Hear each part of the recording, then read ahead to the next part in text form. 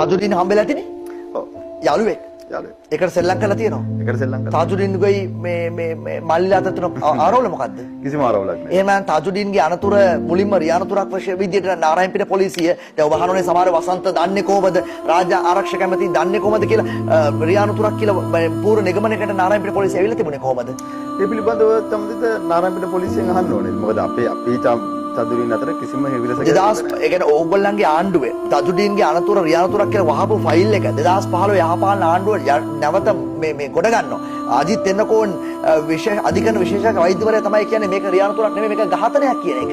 එමනම් ඒ පිළිබඳව පරීක්ෂණයක් කරන්න. එතකොට CCTV සොයාගන්න විට පැහැරගෙන යන දර්ශන තියෙනවා. ඩිෆෙන්ඩර් රථය පිටිපස්සෙන් ගිහිල්ලා තියෙනවා. හබර්රේදී හම්බ වෙන 3 පාරක් ඒ ඩිෆෙන්ඩර් රථේ පාට වෙනස් කරලා තියෙනවා. ඒ ඩිෆෙන්ඩර් රථය අයිති මේ මොකද කාල්ටන් මේ ළමා මේ පෙරපාසලට. නෑ තමයි මේ පටලවගෙන කාරණා කීපයක් පටලවගෙන කතා කරන්නේ. හැබැයි මම වගකීමකින් අදටත් කියන්නේ මේ ආණ්ඩුව මේ පිළිබඳව පැහැදිලි පරීක්ෂණයක් කරන්න ඕනේ. මොකද තදුරීන් සම්බන්ධයෙන් තියෙන චෝදනාව නිකන් නිකරුණේ පුද්ගලයන්ට චෝදනා කිරීම සාධාරණ නෑ. සයික ඌට කරන අසාධාරණයක්. මොකද පැහැදිලිවම තදුරීන් සහ අපි අතර කිසි ප්‍රශ්නයක් තිබෙන්නේ නැහැ. අපි